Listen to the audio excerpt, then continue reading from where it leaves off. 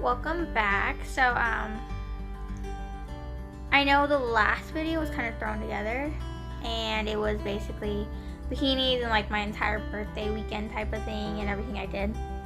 But I've been really busy, and so I decided that I could show you how I actually have been staying more focused over the last couple of months with everything that's happened, especially with like work and school and all of that.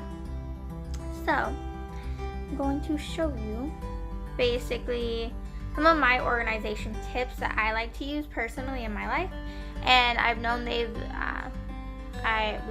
my sister actually asked for some tips about how to get her on budgeting, and she's actually doing really well now. Like, she's really good at budgeting, she's really good at handling her money. So honestly, kudos to her for actually following through with it. I kind of went off the deep end a little bit about a month ago, and I spent way too much money. I didn't budget for like 2 months straight because honestly I've been stressed out. A lot's just been going on.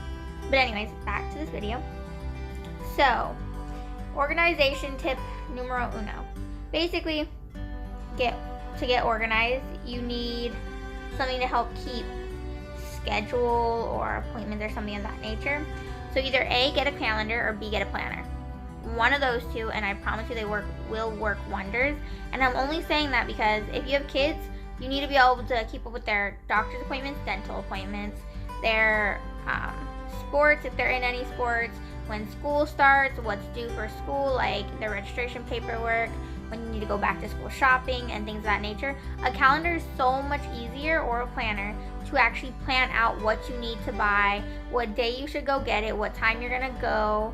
So for me, I do have a planner that I use, and it's this one. It's a Day Designer. I got it at Target, and it was like $11, but it works. It's phenomenal. I am able to keep track of my work schedule, working out, meal prepping, cleaning schedule. So basically, I clean once a week. Like, I do a deep clean once a week, otherwise I'm just tidying up throughout the week. Sundays are my deep clean day. So like, I'll spend 2 hours deep cleaning. That's put into my planner. Easy. I have ortho appointments. That's put into my planner too. So I know what time I'm gonna need to be there, and I already know how much I'm gonna have to pay out of pocket. Things like that. It basically helps me to stay better organized. So let me give you an example. Like, let's say you're fresh out of high school or even fresh out of college, and you are either working or you're about to go to school, about to start back to school. You need to be able to, or you're doing both, you need to be able to actually like know what time to go to work and what time for school, and then what time you have to study. And then you can like kind of move around your schedule a little bit, so that way you can make time to still have fun, still hang out with friends, still have a life basically. So do all that. So that's why planners and calendars are so important. I know so many people who will miss appointments because they forgot about them, or they didn't realize they double booked themselves and they couldn't make it to both appointments. Calendar, organization, especially if you have a kid, or if you're like first time on your own, mommy and daddy aren't gonna be able to help you schedule things anymore, or they're not gonna remind you. Do it, and it'll make you feel more like an adult. All right. So, organization tip number dos. So, the second one is start a schedule or a routine. So, it's not very good for you to be off of a sleeping schedule. So basically, say you go to bed at 10 every single night, try to get between 7.5 hours to 8 hours of sleep. Try to go to bed by 10. If you have to be up at like 6. You want to be up at 6, go to sleep by 10, or 10:30 if you only need 7.5 hours. But try to get your body on a sleeping schedule, so that way your body feels more rested, more relaxed, you're more awake in the morning. All right.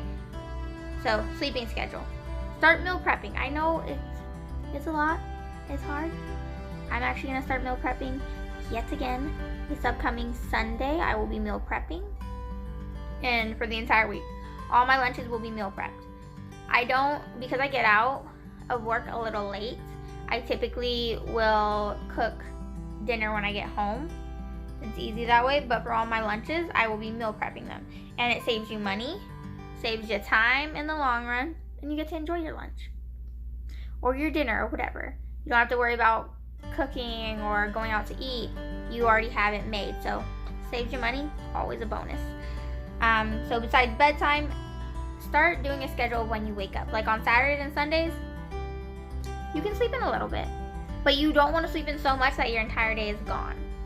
So maybe like wake up around 8 or 9, go to the gym, work out at home, go for a walk, get your shopping done early. It's really not that hard.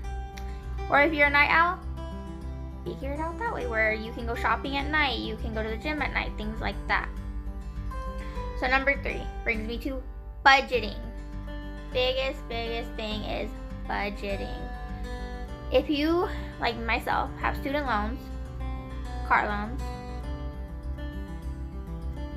or any other kind of loans like credit cards or something of that nature, budgeting is going to be the best thing for you. You'll be able to get out of debt quicker. You'll be able to do more things with your money. And the sooner you get out of debt, the more you can spend it on something that you love or like. So say you have, example, 3 things that you're in debt to. Car, credit card, and your student loan, right? Okay. Student loans are probably the most that you're in debt to. So always go for attack the smallest loan first. You're still gonna pay on all of them their normal balances, but say you have an extra, like, you have like your spending money and then you still have an extra $50 on top of like your actual spending money, put that towards that smallest loan so you can pay it off sooner. So like my car note, for example. I have a car note and a student loan and then a couple credit cards. So my credit cards, I'm almost done paying them off because every time I have a little extra money that's like not going towards spending or any of my bills, goes towards that. And it just pays it off. Done. And then once you pay off, like say your credit card, next would be like the second biggest loan that you, like the second smallest loan that you have, which could be like your car or whatever it is. Take the money that you're putting towards your credit cards or that first loan and put it all towards that second loan, and you will pay it off so much quicker. That's Dave Ramsey. It's actually pretty good. So make sure you budget. Know how much you can spend a week. Know how much you can spend on groceries. Know your bills for the following month or for the month that you are in, so you will have enough to actually spend and pay your bills, and you're not stressed about it at the end of the day, and you're not borrowing money. Now, number 4, make goals for yourself. The one thing that can push a person to do better in life and everything in general is when you have a goal. Like, I started a new job.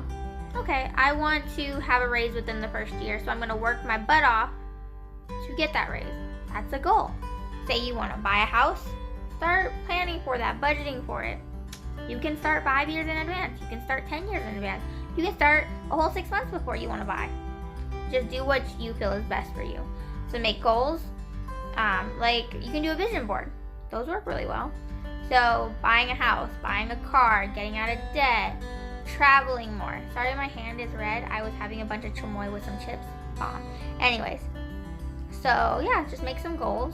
Like one of my goals this year is to be more fit. I'm still working on that. Anyways. And tip number 5, which is the last tip. Number 5. So, it's to get healthy. At the end of the day, all the organization in the world and all of the budgeting in the world is not going to keep you healthy. It's not going to give you a long life. It's not going to do any of that.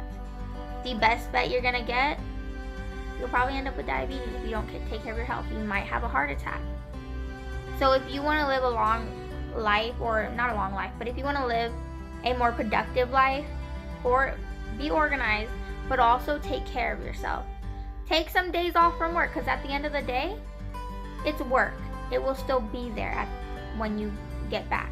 Take sick days. Do what you need to feel healthy. Don't quit your job if you really need your job. And if you don't have any sick days saved up, when you get a day off, just relax. Do a mini spa day at the house, or go play basketball. Do what makes you happy for that day. Just because at the end of it, you're going to realize life is about being happy. It's not about holding on to the bad. It's not about getting revenge. It's about being happy. And you control your happiness. So, basically, get healthy. Work out, eat healthy. You can indulge here and there, but don't take it to the extreme. Because at the end of the day, it could shorten your life. It could cause you to have a stroke, heart attack, really anything. So, that concludes this little video. I hope you enjoyed it. I mean, if you like it, you can always subscribe. I would very much appreciate that. And I will be posting regular videos now weekly. So I'm hoping I can get at least 2 up every week. So let's see, it's Wednesday. So I'll probably have another one come on, like put up, not come on, but